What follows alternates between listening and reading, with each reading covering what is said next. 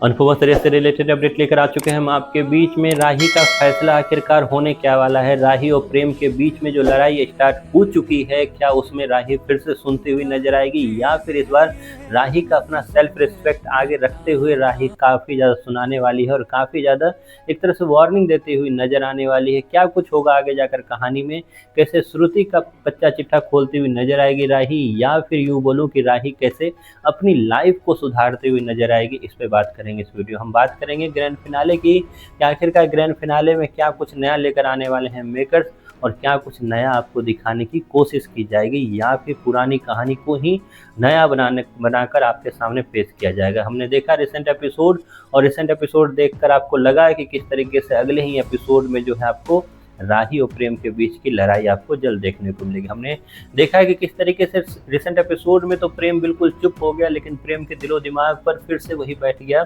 जो टिंकू का किरदार प्रेम निभा रहा है यहाँ पर। उसको ये चीज़ एक तरह से लग गया कि अगर मैं हारता हूँ तो ठीकरा मुझे किसी के सर पे फोड़ना है, और उसके लिए पंचिंग बैग का रूप में हमेशा से राही ही किरदार प्ले करती हुई आ रही है। तो राही की चीज़ें उसने रिसेंट एपिसोड में हल्का डिफेंड तो किया, लेकिन उसके दिलो दिमाग पर ये बातें हैं कि राही में थोड़ा सा जरूर धोखेबाजी आ चुकी है। अब बात टिंकू की कौन समझाए कि आखिरकार जो चीज़ें तुम्हें सुनाई नहीं दी वो राही को कैसे सुनाई दे सकती है। बजर अगर तुम्हें सुनाई देता और राही अगर नहीं सुन पाती तब तुम बोलने लायक भी थे, लेकिन क्योंकि तुम्हें भी नहीं सुनाई दी, किसी को नहीं सुनाई दी, बस चंगू मंगू को सुनाई दी, तो अब क्या ही कह सकते हैं। खैर, फिलहाल रिसेंट एपिसोड में चंगू मंगू का किरदार थोड़ा बेटर लगा, जिसमें उनका आग लगाना भी थोड़े अच्छे टाइप से लगा, क्योंकि उन्होंने आग उन टीम के लिए लगाई जो टीम जो है ऑलरेडी गर्त में जा रही है। हमने कल के वीडियो में भी आपको बताया था कि किस तरीके से आगे की ये जो टास्क है उसमें होने वाला है। मैक्सिमम चांसेज है कि इसमें आपको अनुज कैफे को जिताते हुए नजर आएंगे मेकर्स। शुरुआत में ट्रेल होने के बाद आगे वो ऊपर बढ़ते हुए नजर आएंगे, लेकिन आगे कुछ होगा, क्योंकि लाई डिटेक्टर टेस्ट होने वाला है। उसमें फिर से राही फंसने वाली है। राही अच्छा करे तो फंस जाए, राही बुरा करे तो फंस जाए, तो राही करे तो करे क्या आखिरकार।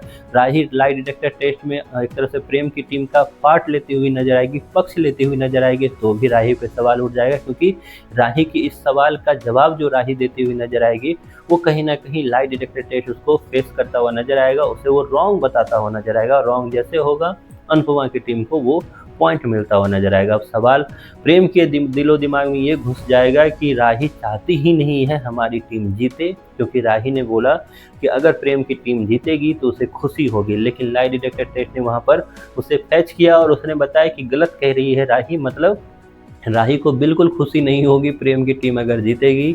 अनुपमा की टीम अगर जीतती है तो राही को खुशी होगी। अब इतना था कि प्रेम के लिए काफ़ी है राही पर इल्ज़ाम लगाना, प्रेम के लिए काफ़ी है इस राही पर अपनी हार का ठीकरा फोड़ना, और वही करता हुआ नजर आया प्रेम।